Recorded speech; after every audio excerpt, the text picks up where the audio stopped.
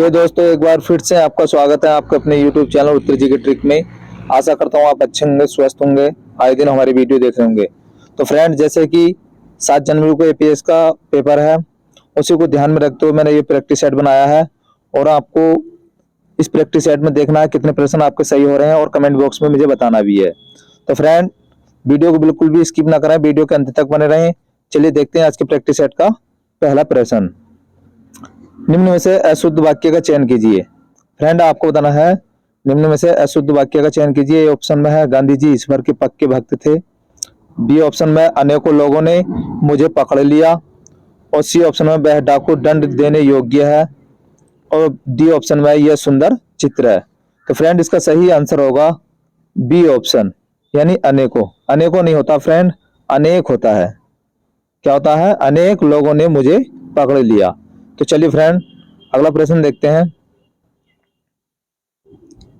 निम्नलिखित में से शुद्ध वाक्य का चयन कीजिए। फ्रेंड, आपको बताना है निम्नलिखित में से शुद्ध वाक्य का चयन कीजिए। ए ऑप्शन में सूर्य प्रतिदिन पश्चिम में डूब रहा है। बी ऑप्शन में है मैं उस भिखारी की कुछ मदद कर लेता हूं। सी ऑप्शन में मैंने भगवान के दर्शन किए। और डी ऑप्शन में वह कब जावेगा। तो इसका सही आंसर होगा फ्रेंड सी ऑप्शन, यानी मैंने भगवान के दर्शन किए।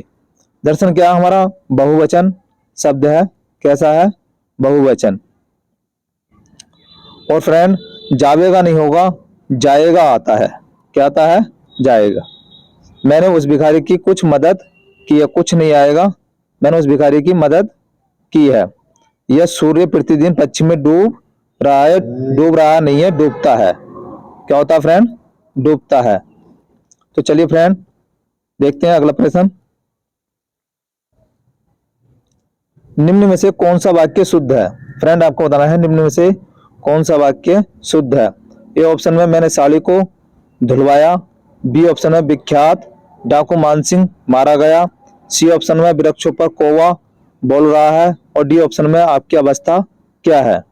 तो इसका सही आंसर होगा फ्रेंड डी ऑप्शन, यानी आपकी अवस्था क्या है। मैंने साड़ी को धुलवाया नहीं होता, मैंने साड़ी धुलवाई। क्या होता है? धुलवाई। साड़ी क्या है? स्त्रीलिंग है, तो इसके साथ क्रिया भी स्त्रीलिंग आएगी। विख्यात डाकू मानसिंह मारा गया, यानी विख्यात डाकू विख्यात नहीं होगा, कुख्यात आएगा इसके साथ। क्या आएगा? कुख्यात। वृक्षों पर कौवा बोल रहा है, वृक्षों नहीं होता है, वृक्ष पर कौवा बोल रहा है, यानी वृक्ष पर कौवा बोल रहा है। तो फ्रेंड, आपकी समझ में आया होगा, तो इसका सही आंसर होगा डी ऑप्शन। चलिए फ्रेंड, अगला प्रश्न देखते हैं। निम्नलिखित में से अशुद्ध वाक्य कौन सा है? फ्रेंड, आपको बताना है निम्नलिखित में से अशुद्ध वाक्य कौन सा है। ए ऑप्शन में है उसने अनेक ग्रंथों की रचना की। बी ऑप्शन में इस समय मेरी आयु 20 वर्ष की है। सी ऑप्शन में है यह शुद्ध घी की दुकान है। और डी ऑप्शन में बिजली चमक रही है। तो इसका सही आंसर होगा फ्रेंड बी ऑप्शन, यानी इसने पूछा अशुद्ध वाक्य कौन सा है, तो इसमें अशुद्ध कौन सा होगा? बी ऑप्शन, यानी मेरी आयु, आयु नहीं आता है, अवस्था। क्या आएगा फ्रेंड? अवस्था। मेरी इस समय मेरी अवस्था 20 वर्ष है। यह शुद्ध घी की दुकान है, यह भी सही है। बिजली चमक रही है, यह भी सही है। उसने अनेक ग्रंथों की रचना की है, यह भी सही है। ये हमारा गलत है, तो इसका सही आंसर होगा बी ऑप्शन। चलिए फ्रेंड, अगला प्रश्न देखते हैं। निम्नलिखित में शुद्ध वाक्य का चयन कीजिए, यानी आपको बताना है शुद्ध वाक्य का चयन कीजिए। यह भाग्यवान स्त्री है। बी ऑप्शन में है 10 रुपये में क्या आता है। सी ऑप्शन में पिस्तौल एक उपयोगी अस्त्र है। राम डी ऑप्शन में राम का स्वास्थ्य ठीक है। तो इसका सही आंसर होगा फ्रेंड डी ऑप्शन, यानी राम का स्वास्थ्य ठीक है। यह भाग्यवान स्त्री है। भाग्यवान नहीं होता है, भाग्यवान भी दे रखा है और स्त्री भी दे रखा है, तो इसमें एक ही आएगा भाग्यवती। क्या आएगा फ्रेंड? भाग्यवती। यह भाग्यवती है, इसके साथ स्त्री नहीं आएगा। 10 रुपया में क्या आता है? 10 रुपये में क्या नहीं आता है? क्या मिलता है? 10 रुपया में क्या मिलता है? पिस्तौल एक उपयोगी अस्त्र है, यानी जो मान लीजिए हाथ में जो यंत्र पकड़ के चलाया जाता है उसे हम अस्त्र नहीं कहते हैं, उसे शस्त्र बोलते हैं। बंदूक भी एक शस्त्र है, और जो फेंक कर चलाया जाता है उसे अस्त्र, जिसे फेंका जाता है हाथ के द्वारा उसे हम अस्त्र कहते हैं। तो फ्रेंड आपकी समझ में आया होगा, इसका सही आंसर होगा हमारा डी ऑप्शन, राम का स्वास्थ्य ठीक है। चलिए फ्रेंड अगला प्रश्न देखते हैं। निम्न में से उदासीन का विलोम शब्द है। फ्रेंड आपको बताना है निम्न में से उदासीन का विलोम शब्द है, यानी इसमें उदासीन का विलोम पूछ रहा है, ये भी कई बार एग्जाम में पूछा गया है। तो चलिए देखते हैं। ए ऑप्शन में आसक्त, बी ऑप्शन में उदार, सी ऑप्शन में उदय और डी ऑप्शन में उत्थान। तो इसका सही आंसर होगा फ्रेंड ए ऑप्शन, यानी आसक्त। अगर मैं उदार की बात करूं, उदार का विलोम क्या होगा? अनुदार। क्या होगा? अनुदार। उदय का क्या होगा? अस्त। उदय का विलोम क्या होता है? अस्त। उत्थान की बात करूं, उत्थान का विलोम क्या होता है? पतन। तो चलिए फ्रेंड इसे भी यहां से ध्यान रखना है। देखते हैं अगला प्रश्न। निम्नलिखित में से उन्मूलन, आपको बताना है निम्नलिखित में से उन्मूलन का विलोम शब्द है। ए ऑप्शन में अनुपचार, बी ऑप्शन में रोपण, सी ऑप्शन में उन्मुख और डी ऑप्शन में उन्नति। तो इसका सही आंसर होगा फ्रेंड बी ऑप्शन, यानी रोपण। अनुपचार की बात करूं तो अनुपचार का विलोम होता है उपचार। क्या होता है? उपचार। उन्मुख का क्या होता है? विमुख। और उन्नति का क्या होता है? अवनति। क्या होता है फ्रेंड? अवनति। ये भी किसी ना किसी परीक्षा में पूछे गए हैं और आने की संभावना है, इन्हें भी ध्यान रखना है। चलिए फ्रेंड अगला प्रश्न देखते हैं। निम्न में से आकर्षक का विलोम शब्द नहीं है। आपको बताना फ्रेंड निम्न में से आकर्षक का विलोम शब्द नहीं है। ए ऑप्शन में है,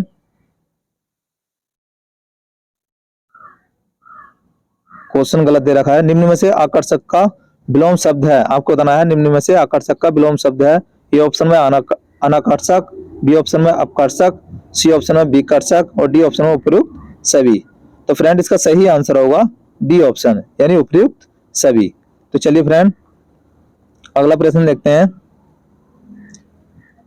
निम्न में से अर्वाचीन का विलोम शब्द है। आपको बताना है निम्न में से अर्वाचीन का विलोम शब्द है। ए ऑप्शन में प्राचीन, बी ऑप्शन में अमीर, सी ऑप्शन में अवनी और डी ऑप्शन में अवर। तो इसका सही आंसर होगा फ्रेंड अर्वाचीन का जो विलोम होगा वो प्राचीन होगा, यानी इसका सही आंसर होगा ए ऑप्शन। अगर अमर का देखूं तो अमर का क्या होता है? गरीब। अवनी का अंबर। क्या होता है फ्रेंड? अंबर। और अवर का क्या होता है?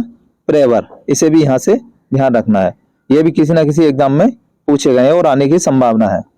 अगर फ्रेंड आपको वीडियो पसंद आ रही हो तो वीडियो को लाइक कर दें और अपने दोस्तों में साझा करें। चलिए फ्रेंड देखते हैं अगला प्रश्न नंबर 10। निम्नलिखित में से असुर का पर्यायवाची नहीं है। आपको बताना फ्रेंड असुर का पर्यायवाची नहीं है। ए ऑप्शन में निशाचर, बी ऑप्शन में रजनीचर और सी ऑप्शन में धनुज और डी ऑप्शन में बिलोचन। तो इसका सही आंसर होगा फ्रेंड डी ऑप्शन, यानी बिलोचन। बिलोचन किसका है? आंख का पर्याय है। किसका? आंख का। निशा, जो निशा रात्रि में चढ़ने वाला कौन होता है? कौन होता है? असुर। रजनीचर, धनुज, ये तीनों किसके हैं? असुर के हैं। और बिलोचन किसका है? आंख का। तो चलिए फ्रेंड देखते हैं अगला प्रश्न। निम्न में से अभिजात का पर्यायवाची नहीं है। फ्रेंड आपको बताना है निम्न में से अभिजात का पर्यायवाची नहीं है। ए ऑप्शन में कुलीन, बी ऑप्शन में पीयूष, सी ऑप्शन में उच्च और डी ऑप्शन में श्रेष्ठ। तो इसका सही आंसर होगा फ्रेंड बी ऑप्शन, यानी पीयूष। पीयूष किसका होता है? अमृत का, यानी किसका? अमृत का। कुलीन भी अभिजात का होता है, उच्च भी अभिजात का होता है और श्रेष्ठ भी अभिजात का होता है। तो चलिए फ्रेंड अगला प्रश्न देखते हैं। निम्न में से अनाज का पर्यायवाची है। फ्रेंड ये भी कई बार एग्जाम में पूछा गया है। निम्न में से अनाज का पर्यायवाची है। ए ऑप्शन में विचित्र, बी ऑप्शन में यतीम, सी ऑप्शन में सस्य और डी ऑप्शन में अद्भुत। तो फ्रेंड इसका सही आंसर होगा सी ऑप्शन, यानी सस्य। अनाज का पर्याय क्या होगा? सस्य। अतीम किसका है? अनाथ का। विचित्र अद्भुत का पर्याय है। तो चलिए फ्रेंड देखते हैं अगला प्रश्न। निम्न में से किंकर का पर्यायवाची नहीं है, आपको बताना फ्रेंड, निम्न में से किंकर का पर्यायवाची नहीं है। ए ऑप्शन में है भृत्य, बी ऑप्शन में है दास, सी ऑप्शन में है सेवक और डी ऑप्शन में है गवेषण। तो इसका सही आंसर होगा फ्रेंड डी ऑप्शन यानी गवेषण। इसने वो नहीं पूछा है, नहीं है। गवेषण किसका है? अनुसंधान, किसका? अनुसंधान, इसका खोज भी होता है। और भृत्य, दास और सेवक किसके हैं? ये नौकर के, यानी नौकर के पर्याय। तो चलिए फ्रेंड देखते हैं अगला प्रश्न।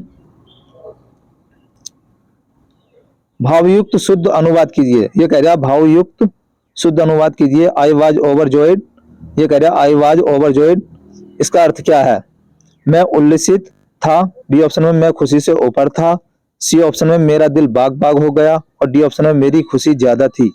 तो फ्रेंड इसका सही आंसर होगा सी ऑप्शन यानी मेरा दिल बाग बाग हो गया। इन्हें पूछा भावयुक्त, ये इसका भाव पूछ रहा है, ना कि इसका अर्थ मैं उल्लसित था। तो इसका सही आंसर होगा सी ऑप्शन। चलिए फ्रेंड अगला प्रश्न देखते हैं।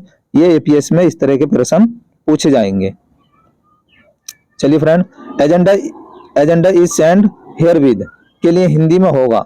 इसने पूछा agenda is send here with के लिए हिंदी में होगा। ए ऑप्शन में कार्यसूची साथ भेजी जा रही है, बी ऑप्शन में तदनुसार सूचित करें, सी ऑप्शन में सूची नीचे रखी है, डी ऑप्शन में कार्यसूची संलग्न कीजिए।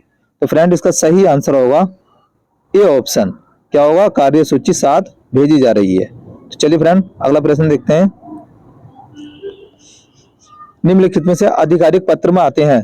तो फ्रेंड सिलेबस में पत्र भी दे रखा है, पत्र भी पूछा जाएगा, पत्र से प्रश्न पूछे जाएंगे। तो इसमें दे रखा है निम्नलिखित में से आधिकारिक पत्र में आते हैं। ए ऑप्शन में प्रार्थना पत्र, बी ऑप्शन में सुझाव, सी ऑप्शन में शिकायतें और डी ऑप्शन में है उपयुक्त सभी। तो फ्रेंड आधिकारिक पत्र में क्या होता है? उपयुक्त सभी, यानी प्रार्थना पत्र भी, सुझाव भी, शिकायतें किस में आते हैं? आधिकारिक पत्र में। और एक आता है आवेदन, यानी नौकरी के लिए जैसे आवेदन किया, ये भी किस में आएगा? हमारा आधिकारिक पत्र में। तो चलिए फ्रेंड अगला प्रश्न देखते हैं। अर्थशास्त्रीय पत्र, अर्थशासकीय पत्र किस शैली में लिखे जाते हैं, यानी किस शैली में लिखे जाते हैं? ए ऑप्शन में है उत्तम पुरुष शैली में, बी ऑप्शन में है अन्य पुरुष शैली में, सी ऑप्शन में है दोनों और डी ऑप्शन में है इनमें से कोई नहीं। तो इसका सही आंसर होगा फ्रेंड ए ऑप्शन यानी उत्तम पुरुष शैली। और बाकी किस में लिखे जाते हैं? अर्थशास्त्र को छोड़ते हुए बाकी किस में लिखे जाते हैं? अन्य पुरुष शैली में। तो इसका सही आंसर होगा ए ऑप्शन। चलिए फ्रेंड अगला प्रश्न देखते हैं। यदि सभी सरकारों को कोई एक सरकारी पत्र भेजा गया हो तो उसे क्या कहते हैं? यदि सभी सरकारों को कोई एक सरकारी पत्र भेजा गया हो तो उसे क्या कहते हैं? ए ऑप्शन में सूचना, बी ऑप्शन में परिपत्र, सी ऑप्शन में आज्ञा पत्र और डी ऑप्शन में अधिसूचना। तो फ्रेंड इसका सही आंसर है बी ऑप्शन यानी परिपत्र। परिपत्र क्या होता है? सर्कुलर होता है। जैसे भारत सरकार ने सभी राज्य सरकारों को कोई पत्र भेजा तो वो किस में आएगा? परिपत्र में। तो चलिए फ्रेंड इसे भी यहां से ध्यान रखना है। अगला प्रश्न देखते हैं। इनमें से कौन सा पत्र कार्यालय पत्र में शामिल नहीं होता? आपको बताना है इनमें से कौन सा पत्र कार्यालय पत्र में शामिल नहीं होता है। ए ऑप्शन में कार्यालय आदेश, बी ऑप्शन में परिपत्र, सी ऑप्शन में निमंत्रण पत्र और डी ऑप्शन में अधिसूचना पत्र। तो इसका सही आंसर होगा फ्रेंड सी ऑप्शन यानी निमंत्रण पत्र। ये बाकी किस में होते हैं? कार्यालय पत्र में शामिल होते हैं। तो इसका सही आंसर होगा सी ऑप्शन। चलिए फ्रेंड अगला प्रश्न देखते हैं। यदि एक पुत्र अपने पिता को पत्र लिख रहा है तो किस संबोधन का प्रयोग करेगा? इसने पूछा है यदि एक पुत्र अपने पिता को पत्र लिख रहा है तो किस संबोधन का प्रयोग करेगा? ए ऑप्शन में प्रिय पिताजी, बी ऑप्शन में पूज्य पिताजी, सी ऑप्शन में प्रिय महोदय और डी ऑप्शन में प्रिय महाशय। तो फ्रेंड इसका सही आंसर होगा पूज्य पिताजी। तो फ्रेंड ये थे आज की प्रैक्टिस सेट के 20 प्रश्न। कैसी लगी वीडियो अच्छी लगी हो तो वीडियो को लाइक कर दें, शेयर कर दें और अभी तक आपने हमारा चैनल सब्सक्राइब ना किया हो तो चैनल को सब्सक्राइब कर लें, पास वाली घंटी दबा दें जिससे कि नोटिफिकेशन आपको मिल सके। वीडियो के अंत तक बने रहने के लिए धन्यवाद।